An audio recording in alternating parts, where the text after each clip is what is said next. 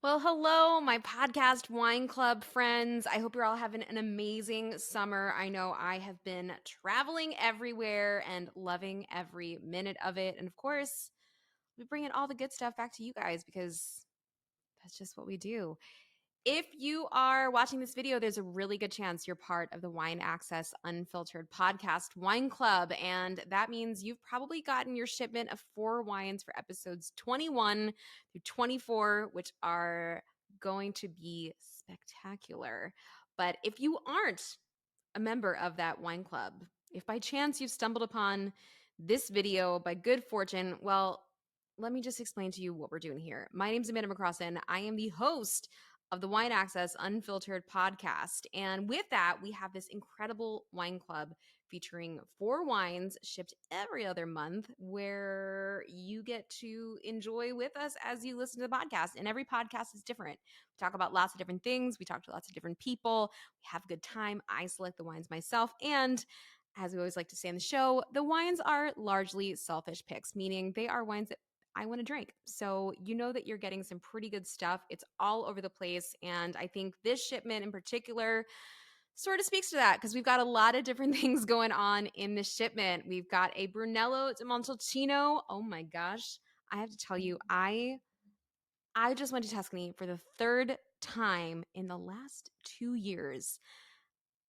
And it's magical every single time, but I fall in love with it more and more and more. And so we're going to be doing a whole episode on Tuscany and featuring this Brunello di Montalcino, which of course, the flagship grape of the region, Sangiovese.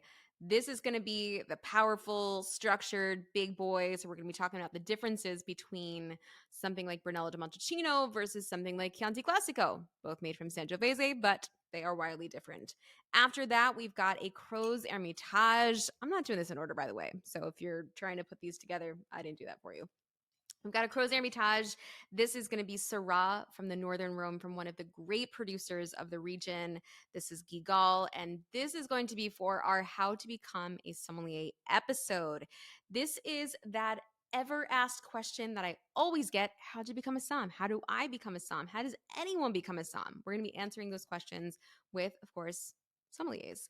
And I thought this is a perfect wine to help tell the story of our respective journeys because this is such a classic and a benchmark that I think all of us throughout our journeys have experienced. And of course, we wanted you to experience it as well.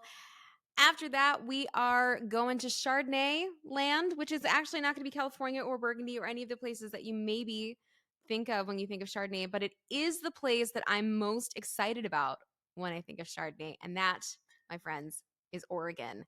I have been so excited about what has been going on in the Willamette Valley as it pertains to Chardonnay in all forms, like this, still and delicious. And then as well as sparkling. The sparkling wines that are being made from Chardonnay are incredible.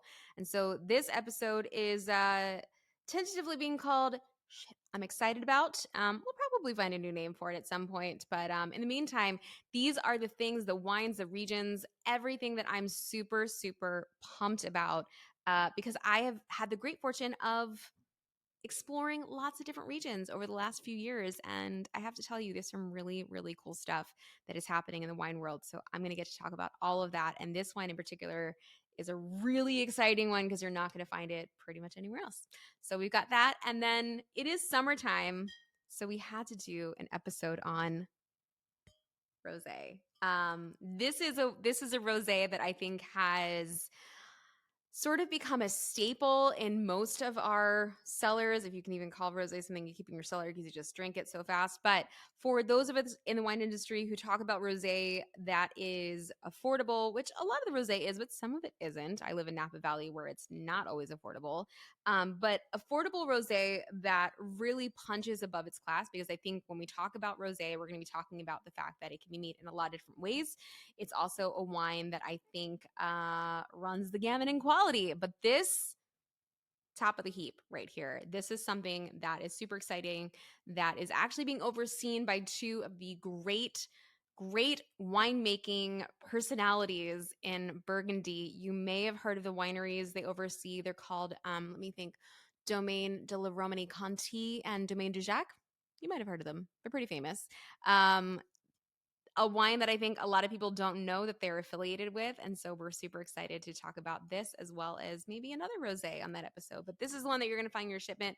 This is the one we're going to be talking about along with all the other wines I just talked about. So if you want to know what's going on in the wine club, if you want to be a part of all this, you can head to the description below.